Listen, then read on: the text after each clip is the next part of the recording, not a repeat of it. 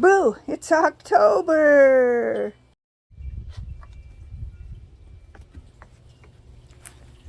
Alright, down the steps I go, and I've got my floating row cover, and I'm going to get it on the area where I've got the hoops.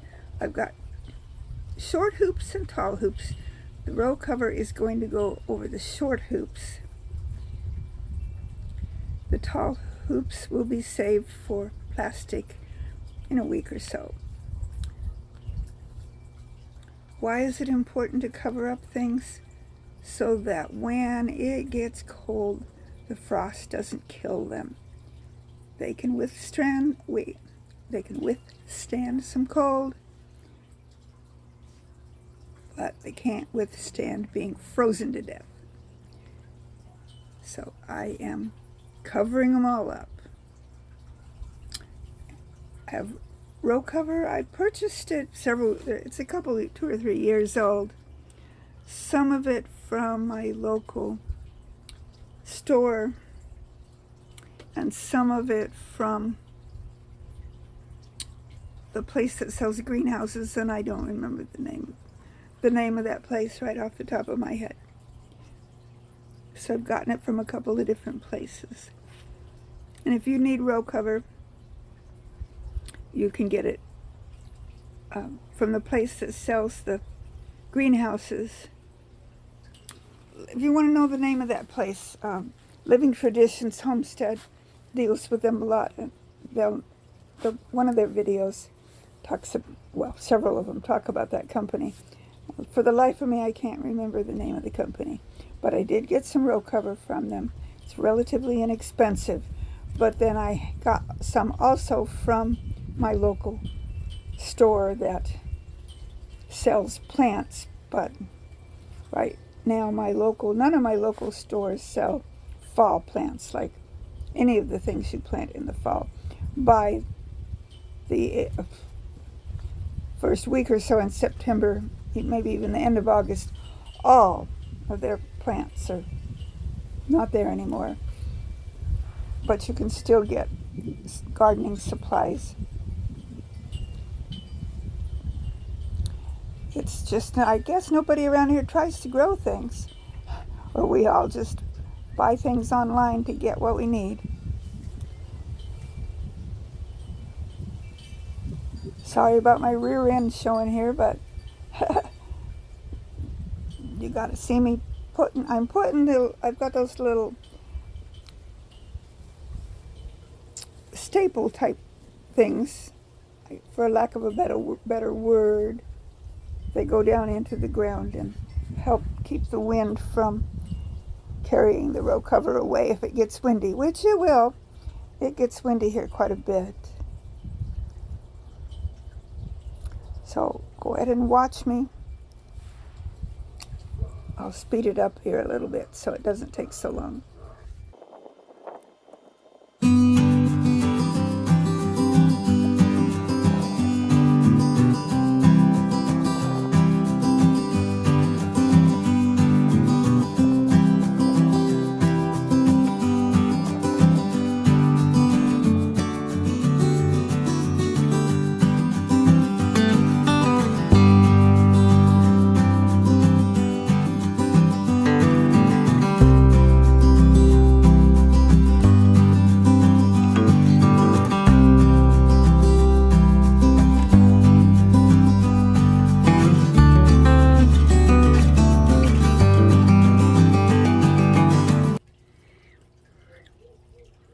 Well, in getting ready for winter, I've got row cover over part of that to protect from just temperatures, low 40s, mid to high 30s. It tends to get colder than what the prognosis is, so we could get a frost, but then again we might not. I have one more area that I'm going to cover up, but you don't need to watch me do that. That's kind of boring just to watch me throw and cover over things and poking them into the ground with the little staple things. But it's important to cover up those cold winter garden plants. I have beets, I have carrots, I have kale, and then the other section that I'm going to cover up, I have all my, not all, but quite a few of my herbs in there. And they probably would winter over fine, but they'll winter over even better if they have a little bit of protection. And probably sometime next week, I will throw plastic over all of that. The plastic will be kind of taller than the row cover, as you can see by where I have my hoops. But that should give us fairly good protection for the winter.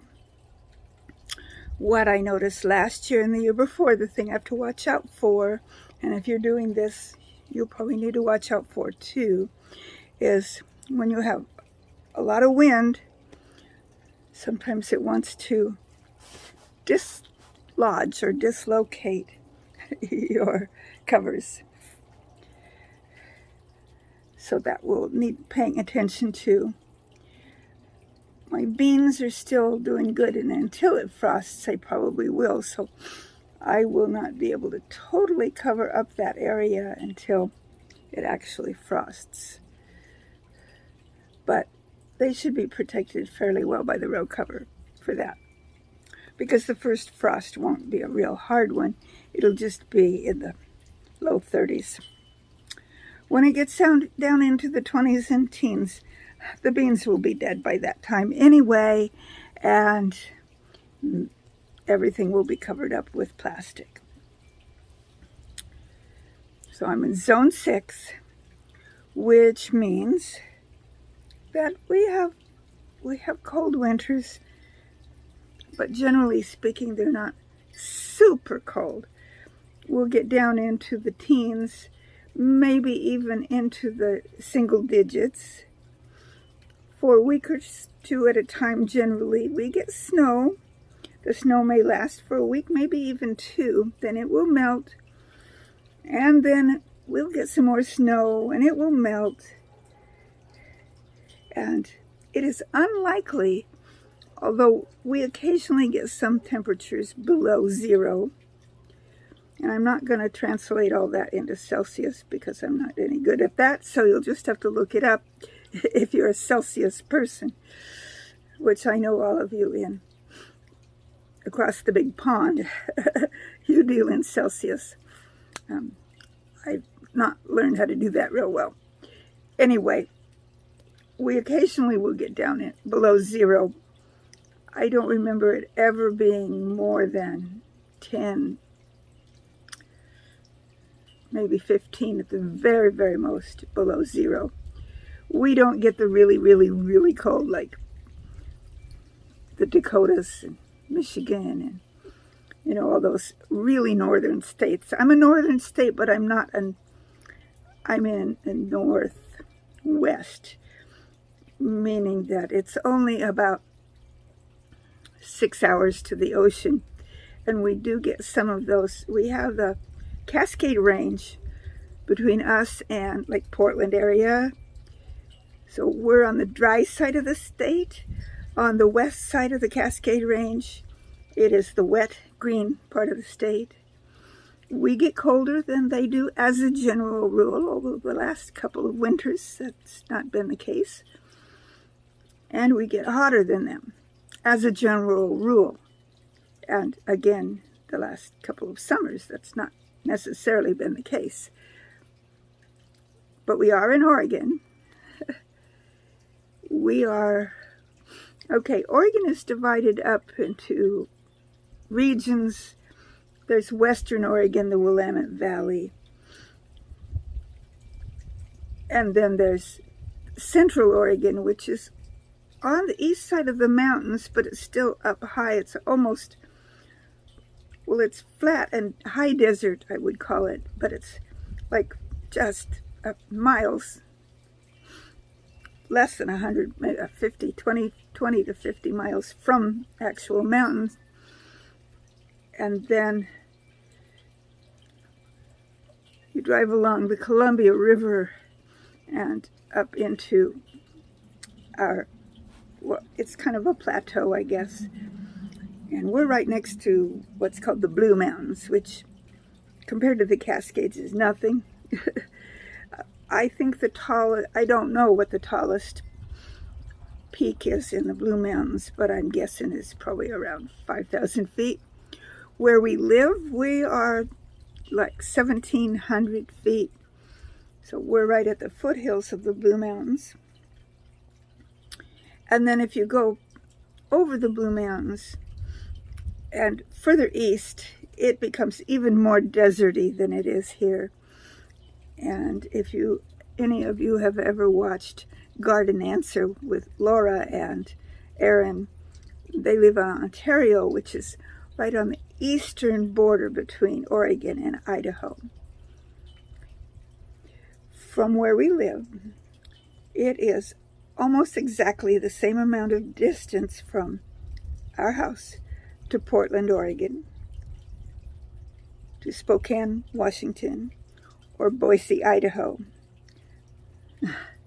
So if you look on a map and find the center of those three places, you're pretty close to where we live, because it's just around, round figures, 200 miles. It's a little over 200 miles to each of those places.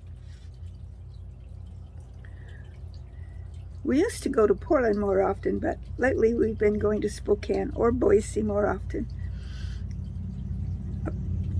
Portland's not a pleasant place to go to much anymore, but we do have some relatives down there, and we get down there occasionally. Well, you can see that I'm getting ready for my Shed Wars adventures to kind of cease for the winter. It's been fun deciding which of my videos were going to be Shed War videos and which ones were just going to be plain old videos. The Shed War videos are purposed to teach something. So what I'm teaching in this video is, if you live where it's going to frost, you need to protect the things that you've planted that can survive the cold, like the beets, the kale, the carrots, the brassicas, like cabbage, kohlrabi, and what else do I have? Broccoli, those sorts of things. They're cold hardy, but they're not necessarily able to hold up to a lot of freezing unless they're protected. So that was my job today. And as I talk to you, I still have some of it to do. But since it all looks the same when I'm doing it, there's no reason to show you every bit of it that I'm doing, because it will all look the same. But I'll get it done. The other things that I still need to do, I need to plant all my daffodil bulbs, and I need to plant my garlic. So those are two things that I will need to do. So I may even make one more shed. Well, I think I need to have 2 Shed War videos each month, minimum. And so this is my first one for October. My other one will probably be planting the garlic and the tulips. I know you can't eat the tulips, but they sure are pretty. And hopefully the gophers and moles, what have you, don't eat them either. No. Okay, let me back up. I didn't buy any tulip bulbs. I bought daffodils and some alliums. I have not grown alliums before, other than the kind you eat, you know, the garlics and the onions, what have you, leeks. I've got some leeks out there. These are plants that have, they're tall with a big purple or white fluff ball of flower on them. And they're really pretty, and I've never grown them before, so I'm trying my hand at it. I will bring you a video showing me when I plant those. so that you'll know how to plant yours, because our gardens are just part of learning how to be a gardener, is planting things for the pollinators and planting things for our own enjoyment and beauty. And if we didn't do that, there's no point in gardening. It isn't just about eating. It's about enjoying life and enjoying the beauty that God has given us. So I'm going to go ahead and wrap up today's Shedwar video. And if you've got some advice for people getting your gardens ready for winter, go ahead and put it in the comments. Help me out here. Share this video with other people so that my channel will continue to grow. It's growing ever so slowly. I love it when you comment, and I will make, besides this video, I'll make one more Shedwar video. And during the winter, I will keep making videos. They just won't be Shedwar videos. But don't stop watching me. I won't stop watching yours either. May the good Lord richly bless you.